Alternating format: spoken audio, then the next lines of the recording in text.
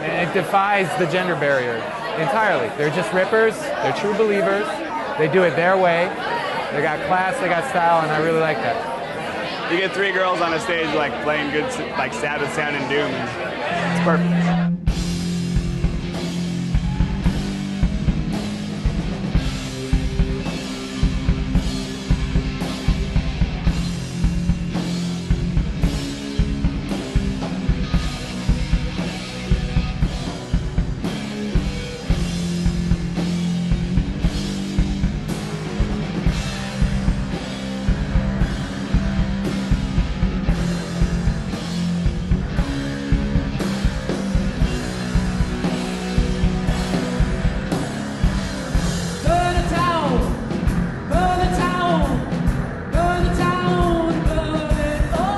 Another band we chose for Portland is Purple Rhinestone Eagle. It's three ladies playing stony heavy metal, and they're like so tough, so rad.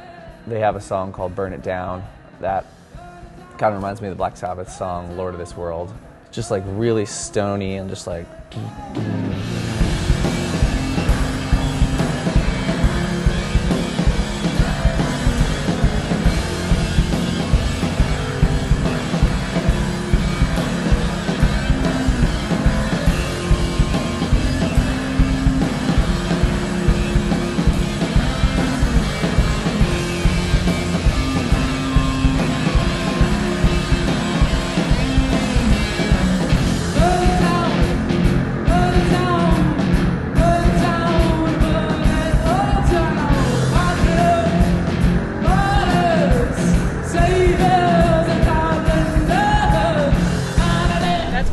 There's a big Portland thing right there. Keep onion. Oh, yellow light. The sights. Portland sights, huh?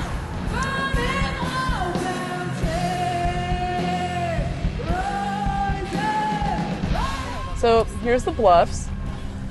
It's pretty. The river runs right through the middle of Portland, and so like y'all live on the side. The river divides the east from the west. Like a little tugboat. It's a love story. We're living in Philly for a couple of years as a band. And it was just like a really very trying, difficult time for all of us. Just a really hard place to live. And so we just, our friend's band, actually, they encouraged us to move here. And so we did. And it's been pretty good to us ever since. Portland's like fairly green city as far as all that stuff goes. The air smells nice. Yeah.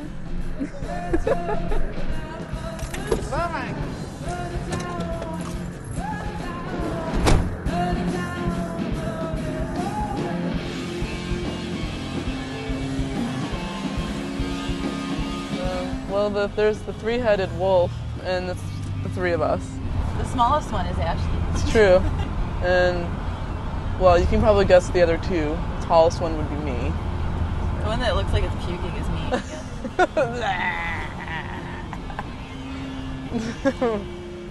I just I liked their band even when I had just heard their name before I'd even heard the music. Like Purple Rhinestone Eagle, like that's something you got to live up to. Yeah, it's just like really cool, good, like epic name. It is. That's the thing. Some people refuse to see our band based on just seeing the name alone. They're like, that's the stupidest thing I've ever heard. I'm not going to go see a band called that. But then other people are like, I got to see what this is about. So either way, it evokes some kind of a reaction, and that's good, I guess. I mean, it's already happening more and more all the time, but I like to see music culture eventually get into this place where people are not surprised that because they see you as this like female or woman, like they're not like surprised, oh, you know, this person's a good musician versus this person's a good musician for a woman or a girl or something like that.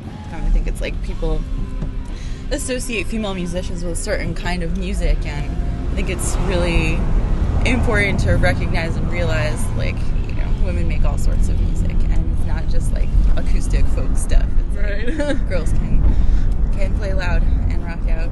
Totally.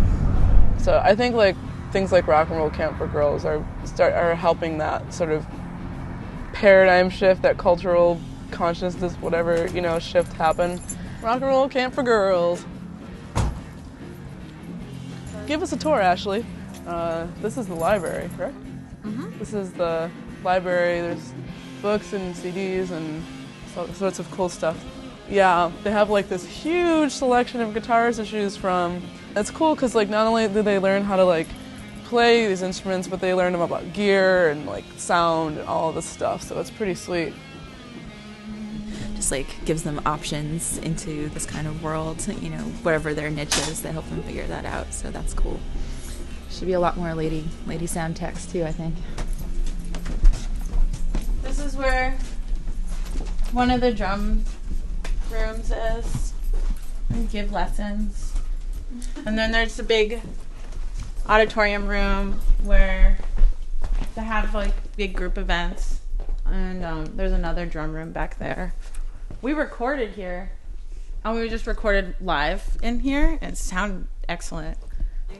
Yeah, there's a lot of cool images of lady musicians, posters all around. Joan Jett.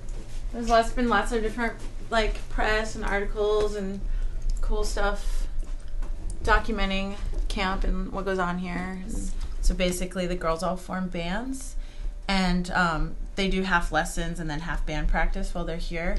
And at the end of the session, there's a showcase and the bands all perform. Like, these little girls write really awesome songs. And, better songs that I've seen some adults get on stage and perform in front of people, It's cool. It's really cool to see, like, what comes out of the mind of a small child, and just but transformed into song form and see them, like, get together on a project like that is awesome. Like, it's like, whoa, where did you learn how to play that beat or whatever? It's just really, really cool to see what comes out of it. And it also helps, like, I think, put things into perspective when you're an adult in a band.